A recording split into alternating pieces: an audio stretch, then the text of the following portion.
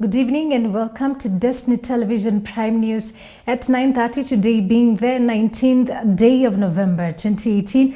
My name is Waheto Gishe and our sign language interpreter tonight is Daniel Musyoka. Now moving on to matters education, two candidates have emerged top in this year's KCPE, scoring 453 marks out of 500 while announcing the results at Star of the Sea Primary School. The Cabinet Secretary Education, Amina Mohammed, also said that Form 1 selection for secondary schools placement will begin on Monday and that there will be no second selection. Girls performed better than boys in English, Kiswahili and Sign Language, while the boys did better in mathematics, science, social studies and religious education.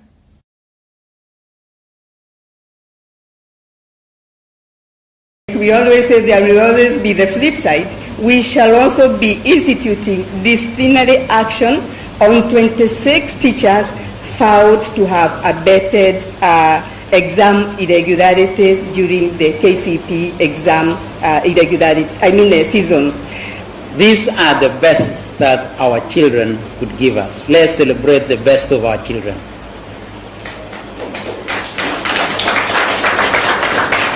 Let's not look like we are waiting for anything else other than what our children has given us. We shall hold ourselves more responsible as parents for not doing that which we are expected to do. Our children are the best gift that come from God, and if they are the best gift that God has given us, then we have to do everything to make sure that gift is well taken care of. Otherwise, whoever gave us the gift will be annoyed with us.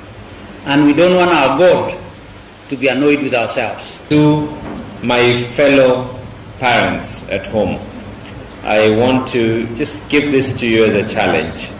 The results are going to be out very, very shortly. Accept the child with the results that they were able to get. Not every child is born to be an architect. Not every child is born to be a doctor. Not every child is born to be a teacher, but every child is born to be special in their own way. So let us accept those results in the right manner, and I wish every single one of those candidates the best of luck, as I wish the country very, very happy holidays ahead of us.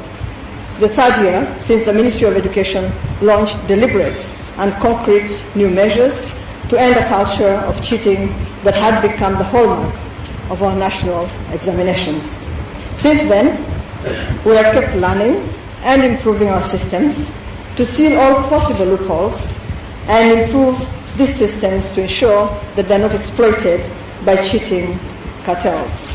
As a result of these measures, the 2018 national examinations were conducted on one of the most level playing fields ever. We have completely wiped out cases where examinations were leaked with much abandon. And once again, I want to assure you today that none of the 9 papers administered in KCPE was leaked. To caution the country that the problem of underage pregnancies must not be viewed as a burden of the Ministry of Education alone. We in the ministry broke the silence. It's a multi-sectoral challenge that calls for concerted efforts across a broad spectrum of prayers for it to be stemmed. The law, ladies and gentlemen, is clear on defilement, and none of us is above the law. We're dealing with a complex issue, and we will work with all relevant government agencies to effect the urgent changes that are required.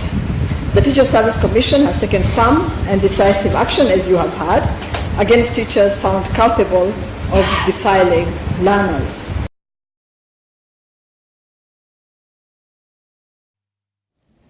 And after releasing of the KCPE results by the Education Cabinet Secretary Amina Mohammed, much has been seen concerning the results and the whole process at large. According to the CS, the two candidates tied at the top after they both scored a sterling 453 marks out of the possible 500. The two led the 12,273 candidates who attained 400 marks. and above. Those with special needs were 2,495, whereby they were led by one who scored 446 marks. The number of boys that sat for the exam was 527,294, which is 50.1%, while the number of girls was 525,070, which is 49.9%. I'll repeat that. A total of 1,052,364 candidates sat the 2018 KCPE examination. Of this, 527,294, which translates into 50.1%, were boys. So again, 527,294, which translates into 50.1%, were boys. 525,070, which translates into 49.9%, are girls. In the 2017 KCPE, 993,718 candidates sat the exam. It means that the candidature increased by 58,626, or 5.9% in 2018 when compared to 2017. The percentage increase in the number of female candidates is 6.9, and it was slightly higher than that of male candidates, which was 5.72. An analysis of candidature trends by gender in the last 5 years indicates that the percentage increase in the number of girls has consistently been higher than that of boys over this period. 23 counties out of our 47 counties registered more female candidates compared to male. These 23 counties that actually deserve our commendation and recognition are the following: Kakamega, Nairobi, Meru, Bungoma, Vihiga, Siaya, Kitui, Embu, Kisumu, Makueni, Machakos, Nakuru, Elgeyo Marakwet, Kisii, Nyamira, Tharaka Nithi, Kericho, Uasin Gishu, Kirinyaga, Trans Nzoia, Nandi, Mombasa, and Bomet. Tumjipige makofi.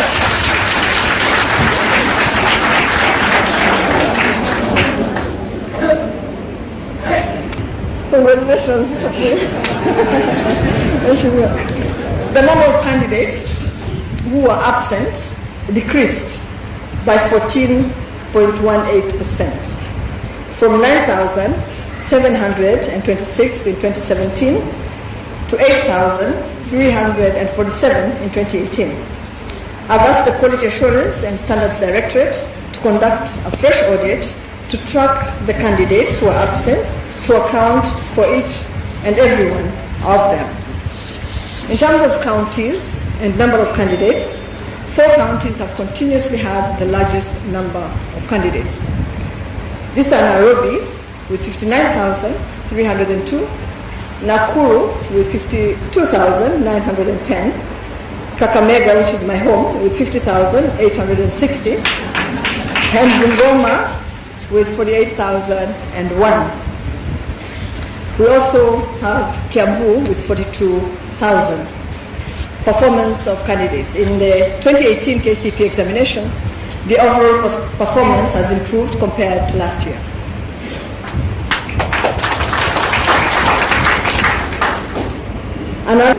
So male candidates performed better than their female counterparts in mathematics, in science, social studies, and religious education.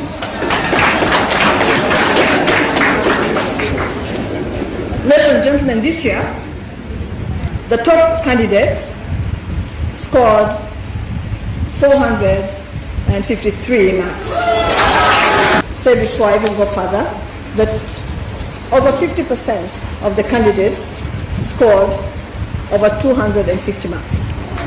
So these results are actually ones that all of us as parents and teachers should be proud of.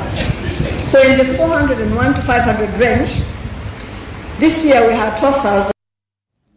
And of course, congratulations to all the KCP candidates out there. Bang of unknown value was discovered in a shamba located at Munithu Mangaya, Nyaki West, Meru County by the area chief, Mr. Mutethia. The chief discovered the bang while on his daily activities where he uprooted the drug in a move to destroy it. However, the owner of the shamba is now at large.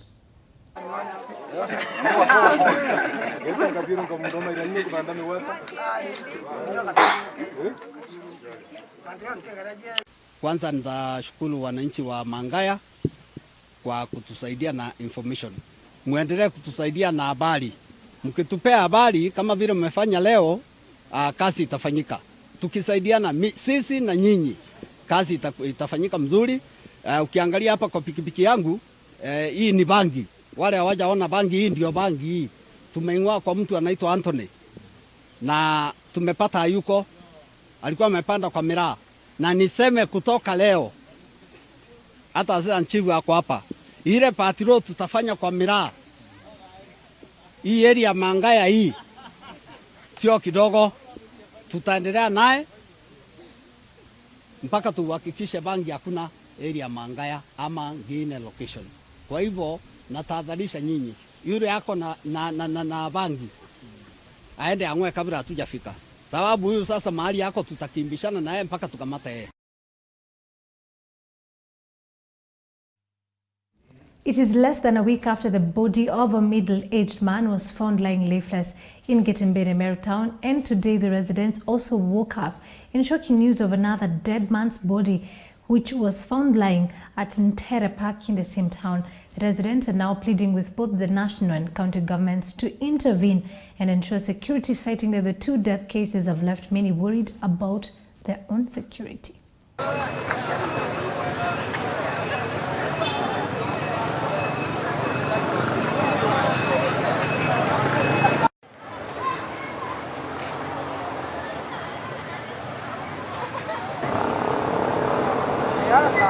Sinta, nilikuwa tu napitia hapa nikapata kuna mtu amekufa hapa ground ya NTEERE na kuna mwingine alikuwa amekufa njuzi Getembere. So what we need is security, sababu it's like watu wanakufa tu bure bure, so natuelewi ni nini inafanyika. At least kukuwe na security ya kutosha, nao kama wameuliwa at least nini justice ifanyike.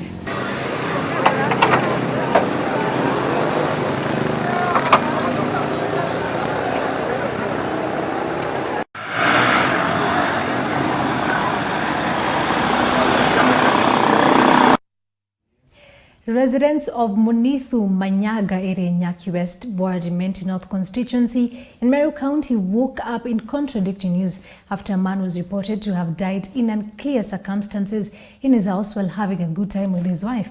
While confirming the incident, the area chief, Mr. Peter Ndoba Mugwika, said that the man by the name Gitonga is said to have arrived home at around 9:30 in the evening, and 3 hours later, his wife rushed to neighbors crying for help, but unfortunately, the man was already dead. According to Lillian Kagendo, who is the wife to the deceased, his man may have succumbed to a disease he has been suffering for some time now. However, Kagendo was married before, but after the death of her first husband, she entered into a relationship with Gitonga and have been together for some months now.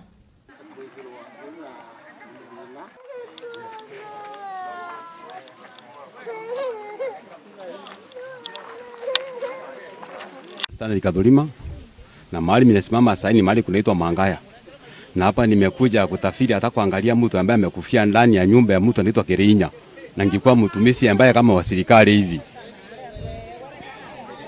Na ningekuwa mtumishi hivi kama wa kutumikia na serikali. Ndio nimekuja kusipikiwa simu nikakuja nikaona mahali yako. Hiyo mtu ni kutoka Mangaya na hapa kutoka NTEERE na hapa ni Mangaya. Kila siku wake hapa wakina Kerinya na kuanga na bibi yake hapa ilikuwa rafiki yake. Jamaa anaitwa Gitonga. Kama 30 40 hivi. Kwa maana hata ni mtu alika yangu niko na 45. Jana kitu saa 8 usiku nilipiwa simu na area manager Samuel Kaigera, akaniambia hapo karibu na kwake kuna mtu amekufia kwa nyumba kwa mama moja anaitwa Kagendo. Sasa Nikamwambia tu kwa vile ilikuwa usiku nitakuja asubuhi kuona. Sasa asubuhi nikalauka kuja kuona ni nini, nikakuta mwanaume amelala kwa kitanda akiwa ameaga, anaitwa Gitonga. Sasa tulipiga ripoti kwa polisi na mpaka sasa tunangojea gari mkujie. Hapa kunaitwa Mangaya subunit, na huyo Gitonga naye ametoka Ndiene location. Hiyo Ndiene iko kwa Rwanyange location, Ndiene sublocation wake ni huko. Impiera mumbere muno na mbasiwe nene muno nindagererie uria mpumba kuma pareti aremwa.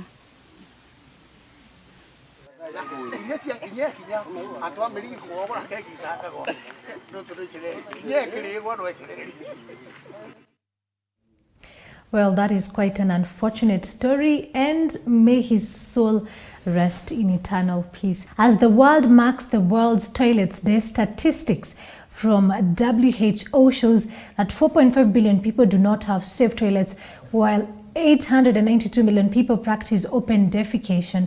At least 10% of the world's population consume food irrigated by wastewater. Inadequate sanitation is estimated to cause diarrhea death every year and is a major factor in the world today. And now moving forward on still matter statistics, residents of Tharaka Nithi have been asked to give the right information to statistics officers during the African Statistics Day celebrations in that was held in Chuka Town, led by the County Commissioner Mr. Gitare said the information they seek are for the benefits of residents. Afel Kari, the Judge reports. Pengine wengine wamesikia wakati tunafanya sensitization wanajiuliza what is this statistics. Pengine watu hawajajua the importance of statistics. Lakini tumesikia madaktari wetu hapa wakizungumza.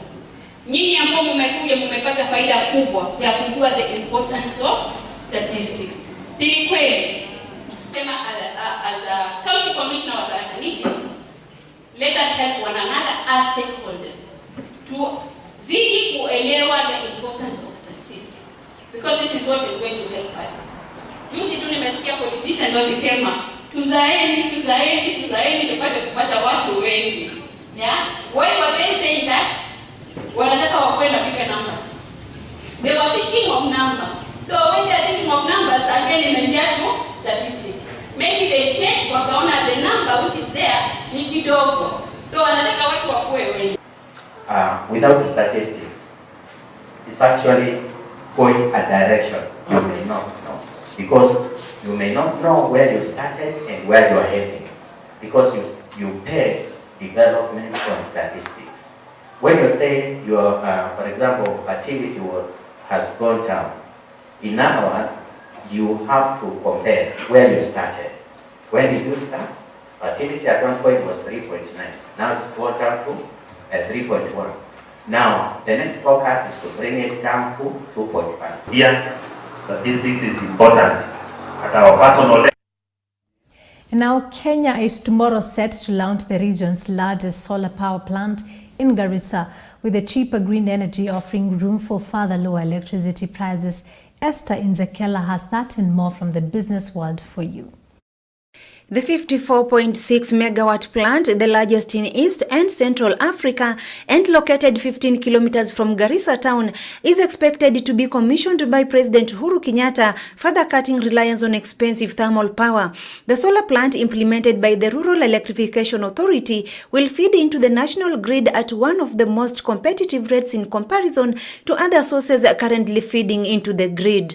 Elsewhere, maize harvest hit 40.9 million bags this year, reflecting a 20% rise, which is set to deliver cheaper flour and hurt farmers' earnings. The Strategic Food Reserve Oversight Board, a state agency, said that the harvest rose from last year's 34 million bags, breaking a trend where harvests have been declining since 2015. This points to an easing of the food crisis that has for the past 2 years forced Kenya to rely on imports to meet its needs for the staple food. But the increased supply has hurt farmers who have seen the cost of the grain drop to below 1,500 shillings per bag on the market and 2,300 shillings at the National Cereals and Produce Board.